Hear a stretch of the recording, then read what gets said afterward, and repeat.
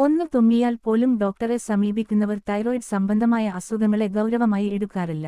കൃത്യമായ ഇടവേളകളിൽ പ്രമേഹവും രക്തസമ്മർദ്ദവും പരിശോധിക്കുന്നവർ പോലും തൈറോയിഡ് പരിശോധന നടത്തുന്ന കാര്യത്തിൽ മാത്രം കണ്ടെക്കാറാണു പതിവ്. എങ്കിൽ കേട്ടോളൂ, തൈറോയിഡ് രോഗം തകരാറിലാക്കുന്നത് ശരീരത്തെ മാത്രമല്ല മനസ്സിനെ കൂടിയാണ്. തൈറോയിഡ് രോഗം മൂലമുണ്ടാകുന്ന ഹോർമോൺ വ്യതിയാനങ്ങൾ മാനസിക സമ്മർദ്ദങ്ങളിലേക്കും നയിക്കാം. തിരുവാങ്കുളത്ത് 3 വയസ്സുകാരി കല്യാണിയെ അങ്കണവാടിയിൽ നിന്ന് വിളിച്ചുകൊണ്ടുപോയി പുഴയിലെറിഞ്ഞു കൊലപ്പെടുത്തിയ അമ്മ സന്ധ്യയ്ക്ക് മാനസിക അസ്വാസ്ഥ്യമുണ്ടായിരുന്നോ എന്ന കാര്യത്തിൽ കൃത്യമായ നിഗമനത്തിൽ എത്താൻ പോലീസിന് കഴിഞ്ഞിട്ടില്ല. പ്രത്യക്ഷത്തിൽ ഉണ്ടായിരുന്നില്ല എന്നാണ് അടുത്ത ബന്ധുക്കൾ പറയുന്നത്.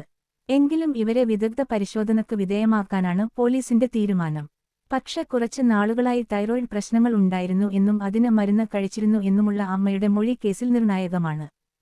രോഗത്തിന്റെ തോത് എത്രയായിരുന്നു എന്ന് ഉറപ്പിക്കാൻ ചികിത്സിച്ച ഡോക്ടറുടെയും മൊഴിയെടുക്കുമെന്നാണ് വിവരം. ഹൈപ്പർ തൈറോയിഡിസം അഥവാ തൈറോയിഡ് ഹോർമോൺ കൂടുതലായി ഉണ്ടാകുന്ന അവസ്ഥ ശാരീരികവും മാനസികവുമായി വലിയ പ്രശ്നങ്ങളുണ്ടാക്കുമെന്നാണ് ആരോഗ്യ വിദഗ്ധർ പറയുന്നത്. സ്ത്രീകളിൽ ഇത് ഗുരുതരമായ മാനസിക സംഘർഷങ്ങൾക്കും അസ്വസ്ഥതകൾക്കും വഴിവെക്കുമെന്നും ഇത്തരം താളപ്പിഴകൾ വിഷാദരോഗം ഉൾപ്പെടെ പലതിലേക്കും നയിക്കാനിടയുണ്ടെന്ന് ഇന്ത്യൻ മെഡിക്കൽ അസോസിയേഷൻ ദേശീയ കൺവീനർ ഡോക്ടർ സുൽഫി നൂഹു പറഞ്ഞു. തൈറോയിഡ് രോഗങ്ങൾക്ക് പ്രധാനപ്പെട്ട കാരണം സ്ട്രെസ് ആണ്.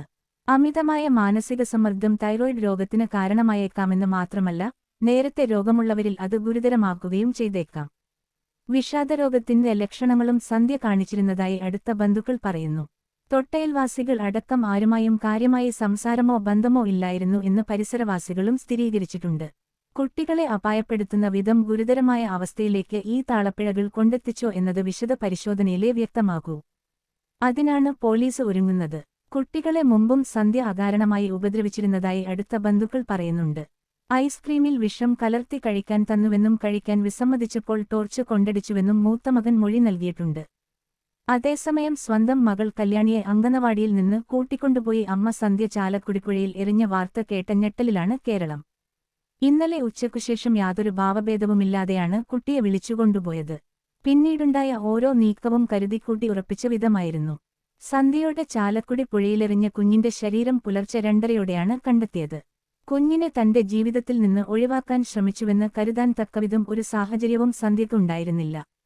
അതുകൊണ്ട് തന്നെ മനസ്സിന്റെ താളപ്പിഴകളാണ് വില്ലനായത് എന്ന നിഗമനത്തിലാണ് ഇപ്പോഴും പോലീസ്. തൈറോയിഡ് പരിശോധനയ്ക്കു മടി വേണ്ട. തൈറോയിഡ് പരിശോധന നടത്തുന്ന കാര്യത്തിൽ നമ്മുടെ രാജ്യത്തെ ജനങ്ങൾ വളരെ പിന്നിലാണത്രേ. ഡൽഹി ആസ്ഥാനമായി പ്രവർത്തിക്കുന്ന global research and consulting organisation നടത്തിയ പഠനത്തിലാണ് ഈ കണ്ടെത്തൽ.